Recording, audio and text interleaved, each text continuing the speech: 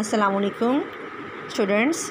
Today we'll study about genetically modified food, that is GM food. Short form of it is GM foods. Page number 58. This is the picture of scientist whose name was James Lane. He was the one who first studied about the different types of food, how they increase the yield, and how can they improve the good quality of the food. So genetically modified foods are known as GM foods. They are foods that have had their genes altered. Altered means changed. Actually, genes are present in the cells, in the living cells, and they contain the instructions how a living thing should grow. Living thing can be a plant, or it can be a microorganism, or it can be a human being. Each and every instruction of a living thing is coded in the genes. It is in the coded form.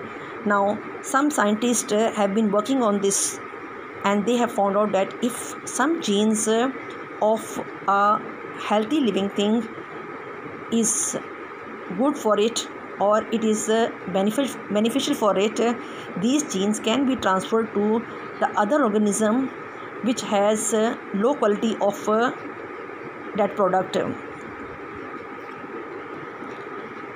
By altering the gene means we can that plant or that animal will not grow the way it was growing, that is natural way, but it will improve the characteristic of an organism. It will have a better yield and better quality which is needed by the plants. Scientists have been trying to do this for years, and they were able to perform this transferring of genes so that from one plant to another, and these sometimes genes are taken by bacteria and put into a plant. So what happens then, the genes that is transplanted is one that is known as to be responsible for a particular trait. Now I will give you example of it. That is, sometimes it happens that a plant cannot stand the drought conditions, and there is one plant which can survive well in a drought. Or another example over here, I will tell you about tomato.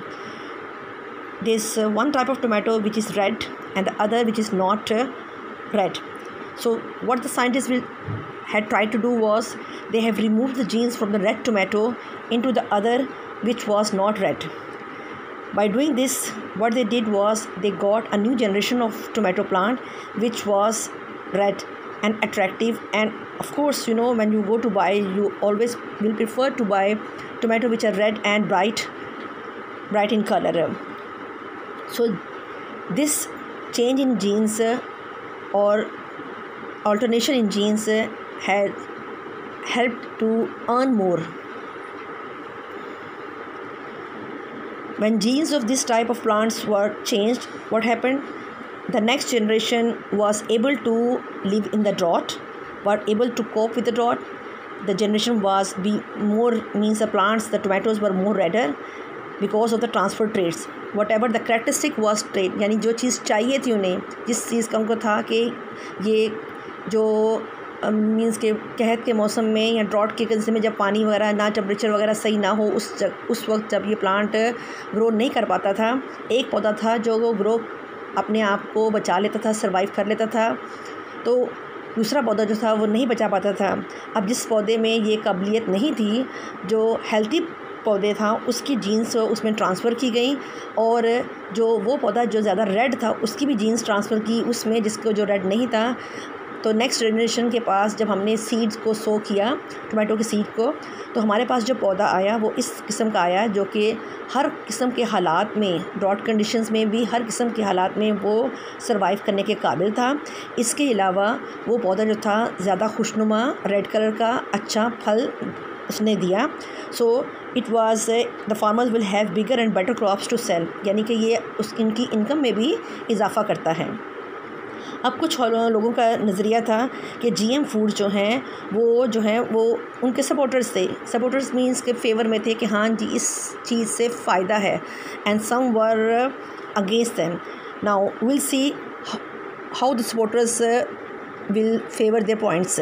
Help developing supporters says GM food are good because they help developing countries grow more food for their population, enables crops to withstand harsh climate, enable crops to withstand harmful virus, fungus and bacteria, may not need pesticide sprayed into them.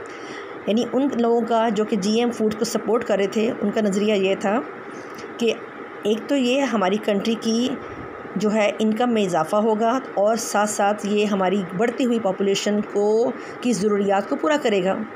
दूसरा ये कि ये crops जो हैं harsh climate, सख्त तरीन मौसम, यानी जब सख्त तरीन मौसम में, यानी कि बहुत सख्त गर्मी में या बहुत शदीद सर्दी में भी ये अपने आप को जो है वो बर्दाश्त कर लेंगे मौसम, और मीन्स मरेंगे नहीं ये पौधे। और इसके अलावा ये पौधे जो हैं इन पर कोई फंगस और बैक्टीरिया जो है उन पर एक्ट करके इनको ख़राब नहीं करेगा। इसके अलावा इन की हिफाजत के लिए हमें कोई पेस्टिसाइड्स यानी कोई इंसेक्टिसाइड जो हम यूज़ करते हैं, ये कीड़े मार दवाइयाँ वगैरह, वो हमें यूज़ नहीं करनी पड़ेंगी। तो हमारे लिए GM फूड्स जो हैं, इस तरीके के जेनेटिकली मॉडिफाइड फूड जो हैं वो बेहतर हैं, जिनके अंदर यानी ये वो पौधे थे जिनकी जीन्स को उन्होंने चेंज किया अपनी ज़रूरत के मुताबिक। जो चीज़ उनको रिक्वायर्ड थी, जिस किस्म का फल, जिस किस्म का पौधा उनको चाहिए था, ऐसा पौधा जो कि जूसी हो, साइज़ में बड़ा हो और अच्छी पैदावार दे, इस किस्म की जो ट्रेड्स, जिस किस्म के उनको ट्रेड्स चाहिए होते थे, वो उस किस्म के ट्रेड्स जेनेटिकली उनके सेल्स में रद्द-बदल करके ले आते थे ताकि उनमें हमें बेहतरीन फसल जो है वो हासिल हो। जबकि इसके ओपोनेंट्स क्या कहते थे, उसके ओपोनेंट्स का ख़्याल था कि ये काम जो है वो नेचुरल फूड चेन को डिस्टर्ब करता है, यानी नेचुरल फूड चेन में जो चीज़ जिस मौसम में होनी चाहिए उसके मुताबिक नहीं है, तो बाकी लिविंग थिंग जो है उससे डिस्टर्ब होते हैं। उसके बाद ये था कि ऐसे जो GM फूड्स आते हैं, they may cause allergies in human beings, यानी कुछ साइड इफ़ेक्ट्स इसके लाजमी कुछ ह्यूमन बींग्स में आए थे, नज़र आए भी थे और होते भी हैं। इसके अलावा हर किस्म, यानी हर ह्यूमन बींग के जो नेचर है वो डिफरेंट होता है, तो हर किस्म की हर मीनिंग्स की हर किस्म का टेस्ट नहीं किया गया था ये, तो वो श्योर नहीं थे कि ये ह्यूमन बींग्स को हार्म कॉज कर सकते हैं कि नहीं। मे बी इन्होंने ऐसी फूड्स ने मेजॉरिटी लोगों को हार्म ना किया हो, लेकिन कुछ ह्यूमन बींग्स के लिए ये नुकसानदेह भी हों। इसके अलावा इस तरीक़ाकार से जो पौधे बनाए जाते थे, दे में भी एक्सपेंसिव, तो ये तरीक़ाकार जो था थोड़ा महंगा भी था। सो ये सोचते थे कि ये जो तरीक़ाकार है वो गलत है। सो होप सो कि आप क्या कहते हैं, कैसा होना चाहिए, कि आप क्या सोचते हो कि GM फूड्स जो हैं वो बेहतर हैं कि नहीं हैं, या इस तरह के तरीक़ाकार से जो वो फल या जो कि प्लांट्स या इवन के एनिमल्स जो हम लोग बनाते हैं, साइंटिस्ट जो उन्होंने इन्वेंट किए हैं, क्या ये सही है कि नहीं है। सबसे पहले the GM crop sold to the public was a tomato in 1994. It had been inserted with genes to stop it rotting on the vine. यानी कि ये सबसे पहला ऐसा मतलब टोमेटो था जिस पे ये उस पर GM फूड था, यानी क्रॉप था, इसके अंदर जेनेटिकली इसको मॉडिफाई किया गया था, और इसलिए किया गया था कि ये अपनी बेल पर लगा हुआ जो है इसमें गलता नहीं था। ये काफ़ी मतलब अक्सर ऐसा होता है, जो है टोमेटो हैं पौधे जो हैं अपने बेल पे लगाए जो है वो गल जाते थे, सड़ जाते थे, रॉट हो जाते थे, लेकिन इसको मॉडिफाई इस तरह किया गया था कि ये जल्दी गले सड़े ना, ख़राब जल्दी ना हो। तो जाहिर सी बात है इस किस्म की जो प्रिकॉशन की गई हों वो इसलिए होती हैं ताकि हमारी फसल ख़राब ना हो। Thank you.